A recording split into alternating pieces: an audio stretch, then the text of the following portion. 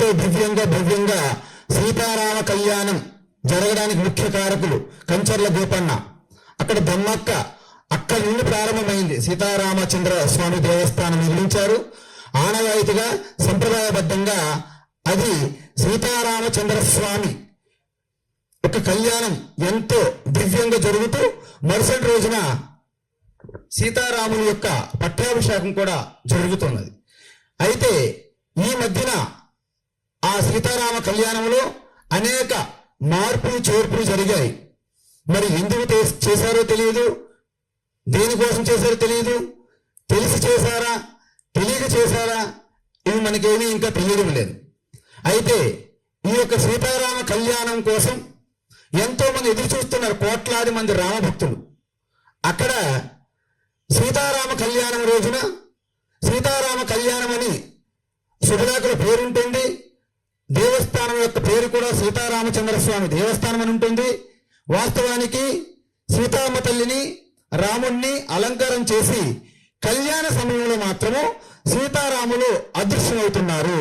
లక్ష్మీనారాయణులు అంటే రామనారాయణుడి పేరుతో లక్ష్మీనారాయణ కళ్యాణం జరుగుతుంది. అంటే లక్ష్మీనారాయణ యొక్క గోత్ర ప్రవరులు నామధేయులు కూడా మార్చబడుతున్నాయి. అందువలన మరుసటి రోజు మళ్ళీ శ్రీరాముని యొక్క పట్టాభిషేకం జరుగుతుంది. ఎంత విచిత్రమో చూడండి, విడ్డూరం. ఇది రామ అపచారంగా పరిగణించబడుతుంది. అయితే ఇది ఎప్పటి నుండి జరిగింది? రామనారాయణ నామధేయం ఈ పేరు మార్చడం అనేది గత 12 సంవత్సరాలు అంటే 2012 నుండి మాత్రమే ఈ పేరు మార్చడం జరిగింది. అప్పటికి కూడా అక్కడ కళ్యాణ మండపంలో చెక్కబడింది ఏంటంటే సీతారామ కళ్యాణంలో వారి యొక్క సీతమ్మ తల్లి వారి యొక్క పరివారము, రామచంద్రుడి యొక్క పరివారము, దశరథుడు, అదేవిధంగా జనకుడు, అదేవిధంగా కులగురువులు అందరూ కూడా ఉండడం ఇప్పుడు కూడా కళ్యాణ మండపం ముందు చెక్కబడి ఉన్నది.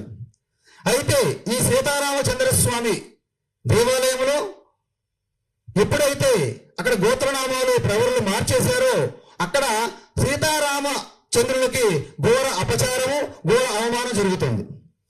దీనిపైన అనేక మంది అంటే ఒక దేవాదాయ శాఖ అధికారుల్ని, అదేవిధంగా ప్రభుత్వ సలహాదారుల్ని, అదేవిధంగా ఎంతో మంది అధికారులు సంప్రదిస్తే ఎటువంటి ప్రయోజనం లేకపోగా అది కోర్టును ఆశ్రయించవలసి వచ్చింది. సో కోర్టులో కూడా ఇది ఎప్పుడైతే జడ్జి గారి దృష్టికి వెళ్ళిందో, సింగిల్ జడ్జి గారు వారు కమిటీ వేయమని 5గురికి కమిటీ కోసం ఆదేశాలు జారీ చేశారు.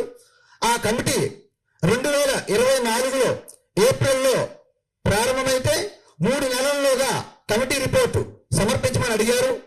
అదేవిధంగా ఆ కమిటీలో ఉన్నటువంటి ముఖ్యులందరూ కూడా 5 కమిటీ సభ్యులు భద్రాచలం వెళ్ళి స్వయంగా భద్రాచల ప్రాంత పరిరక్షణ సమితి వారైనటువంటి శంకర్ రెడ్డి గారు, అదేవిధంగా రామాయణ శర్మ, ఇలా ఎంతో మంది పండితుల్ని భక్తుల్ని కలిసి వారి యొక్క వివరాలు అన్ని కూడా రికార్డ్ చేయడం జరిగింది. సో దాన్ని ఒక డ్రాఫ్ట్ రూపంగా అదేవిధంగా వీడియో రూపంగా చేసి ఆ కమిటీలో ముఖ్యమైనటువంటి సభ్యులైనటువంటి మనకి దూర్బ ప్రభాకర్ శర్మ గారు, అదేవిధంగా వేదాంతం రాజగోపాల చక్రవర్తి గారు, అదేవిధంగా సుబ్రహ్మణ్య శర్మ గారు, సన్యాస్ శర్మ గారు, ఇలా 5 కమిటీ వాళ్ళందరూ కూడా ఆ కమిటీని పూర్తిగా ఓకే చేసి ఫైనల్ చేసి 2024 జూన్ 20వ తేదీన దేవాదాయ శాఖ ప్రిన్సిపల్ సెక్రటరీ గారికి సమర్పించడం జరిగింది. నేను ఈ మధ్యనే వారితో మాట్లాడాను, పర్సనల్గా వారందరితో మాట్లాడితే వాళ్ళందరూ కూడా జూన్ 20, 2024న ఆ కమిటీ రిపోర్ట్ దేవాదాయ శాఖ ప్రధాన సెక్రటరీ ఎవరైతే ఉంటారో ప్రిన్సిపల్ సెక్రటరీ గారికి సమర్పించడం జరిగింది. అయితే ఇప్పటికీ 21 నెలలు అయినప్పుడు కూడా ఆ రిపోర్టుని హైకోర్టుకి ఎందుకు సమర్పించడం లేదో ఏమి కారణాలు తెలియడం లేదు. అయితే ఇప్పటికీ సమర్పించకపోవడం వలన దానిపైన కోర్టు ధిక్కారం కేసు కూడా వేయడం జరిగింది. తర్వాత లీగల్ నోటీసులు కూడా ఇష్యూ జరిగాయి. అయినప్పటికీ కూడా ఈ యొక్క ప్రభుత్వం కానీ అధికారులు కానీ ఎందుకు ఇంత నిర్లక్ష్యం చేస్తున్నారో, ఎందుకు ఏం జరుగుతుందో తెలియడం లేదు.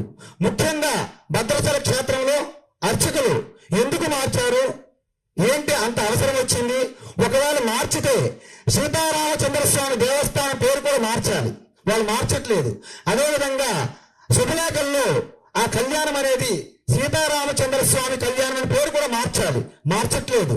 లక్ష్మీనారాయణ కళ్యాణం చేస్తూ మరుసటి రోజున శ్రీరామ పట్టాభిషేకం చేస్తున్నారు. ఇది చాలా ఘోరము, అపచారం. సో ఈ విధంగా చూసుకుంటే అక్కడ అనేక వాదనలు వచ్చాయి. మీకు ఆల్రెడీ పేపర్ ఇవ్వడం జరిగింది. అయితే ముఖ్యంగా మనం తెలియజేయడం ఏంటంటే, ఇప్పటికీ అల్టిమేటం ఏంటంటే ఒక ప్రకటన జారీ చేయాలి. ఇంతకీ ఈ మధ్యనే ఈవేళ నిన్న ఉగాది రోజున ముఖ్యమంత్రి గారిని, గౌరవ ముఖ్యమంత్రి గారిని ఆహ్వానించారు సీతారామచంద్ర స్వామి దేవస్థానానికి. ఆహ్వానిస్తూ సీతారామచంద్ర స్వామిని అదే చెప్తూ సీతారామ కళ్యాణం జరుగుతుందని చెప్తూ ముఖ్యమంత్రి గారిని కూడా మోసం చేస్తున్నారు. అవన్నీ ప్రూఫ్లు మన దగ్గర ఉన్నాయి. అదేవిధంగా ఇంతకు ముందు శుభలేఖలో 3 మంగళసూత్రాలు కంచర్ల గోపన్న రామదాస్ గారు పెట్టారు. ఏంటి?